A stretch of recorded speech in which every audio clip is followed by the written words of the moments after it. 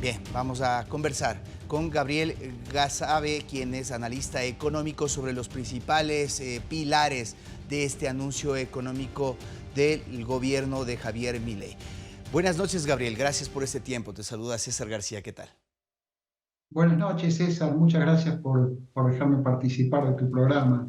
Se- Bueno, como tú has ido detallando, han sido una serie de anuncios, de titulares, básicamente, ¿no?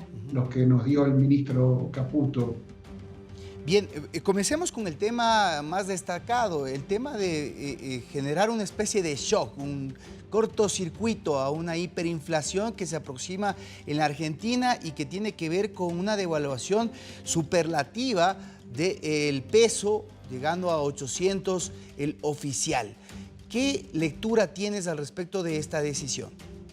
Bueno, básicamente como lo anunció el presidente Milei en su discurso inaugural el domingo por la mañana aquí en Buenos Aires, eh, él dijo que no es partidario del gradualismo, sino que hay que hacer una terapia de shock, un cambio contundente en la política económica que la Argentina ha venido implementando, llevando a cabo durante las últimas 2 décadas. El gran punto aquí en la Argentina es el excesivo gasto público. El gasto público es equiparable al 40% del PBI, del Producto Bruto Interno hoy día. Es una enormidad. El peso del Estado sobre los particulares, sobre la gente que produce, que intenta vender, que abre su tienda todas las mañanas, o el pequeño profesional o pequeño comerciante, es bestial, es descomunal.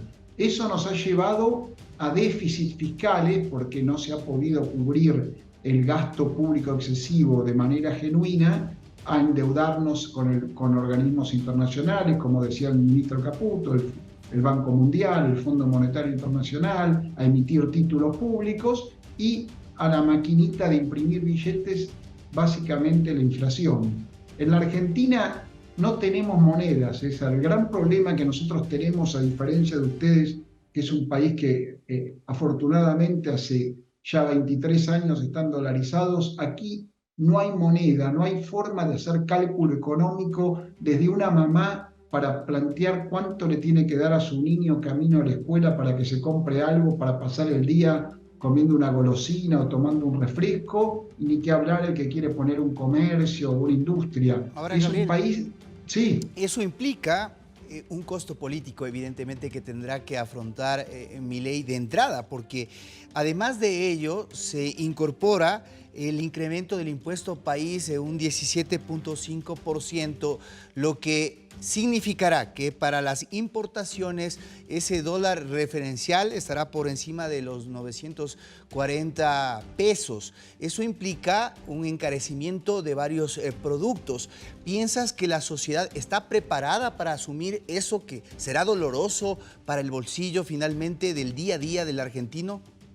Bueno, ese es el gran interrogante. Esa es la gran pregunta que muchos nos hacemos. Es decir, la figura de Milei ha resultado muy atractiva para millones de argentinos, pero destaco la figura de Milei más que las ideas de Milei. Mucha gente, y sobre todo la gente joven, se enganchó con el personaje, con su personalidad, con su irrupción como un outsider, sin ser un político tradicional y luchando contra la casta política que ha gobernado el país.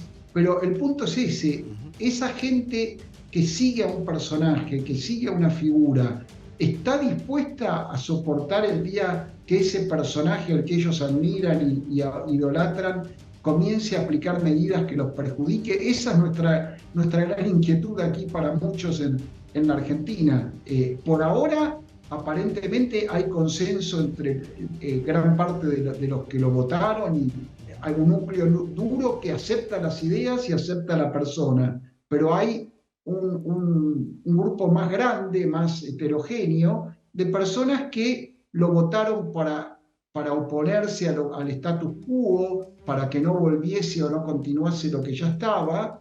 Y bueno, esa va a ser la prueba de fuego. Gabriel. Si el grueso de la gente está dispuesto a un sacrificio como Milei les pidió el domingo en su asunción. En ese mismo sentido, el segundo sacrificio se va a sentir en el tema de la reducción de los subsidios, ha dicho, en las tarifas del transporte, por ejemplo. Argentina tiene un sistema público bastante moderno que transporta a millones de sus habitantes día a día, solo en Buenos Aires, en el subte. Vamos a ver de inmediato esa variación en la tarifa que pagan las personas, no solo en el transporte público, también en los servicios básicos, luz, gas. No se ha anunciado, digamos, como decía recién al comienzo, lo que hizo el ministro Caputo fue tirar titulares, títulos, grandes números, pero el diablo está en los detalles. Todavía no se conocen los detalles, los porcentajes de incremento.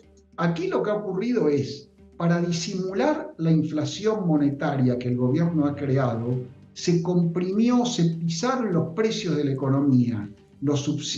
El transporte público se mantuvo por debajo de sus costos y el resto lo pagaba el Estado, ya que las empresas no podían sobrevivir con el costo del ticket, del boleto, lo mismo los subterráneos, los trenes, la electricidad, el gas, el agua corriente. Todo eso estuvo pisado, estuvo artificialmente bajo.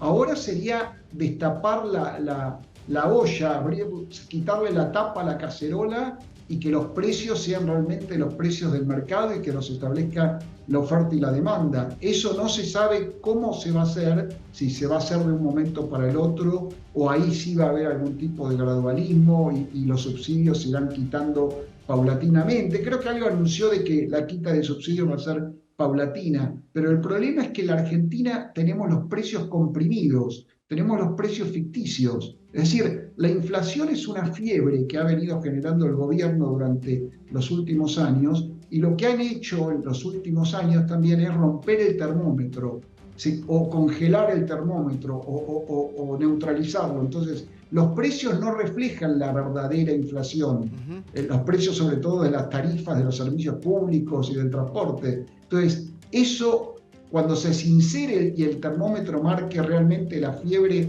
que ha venido generando la emisión monetaria, ahí, bueno, va a ser un cimbronazo para el bolsillo de la gente, ¿no? Frente a lo que dices, se va a mantener el cepo cambiario. ¿Dónde va a ubicarse el dólar libre? ¿Cómo se va a comportar?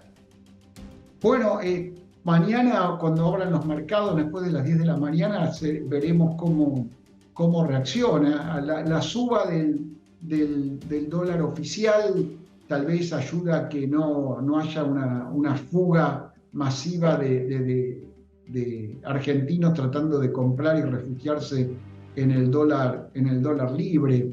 Lo que no se ha tocado en este discurso, como habrán visto, es ninguna reforma monetaria. El caballito de batalla de Milei en su campaña y cuando luchaba para convertirse primero en candidato. Claro, no fue tan radical, fue más pragmático, ¿no?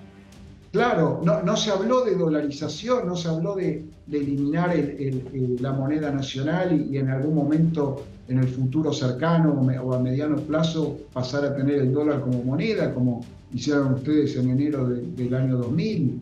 Eso sería el gran logro, realmente.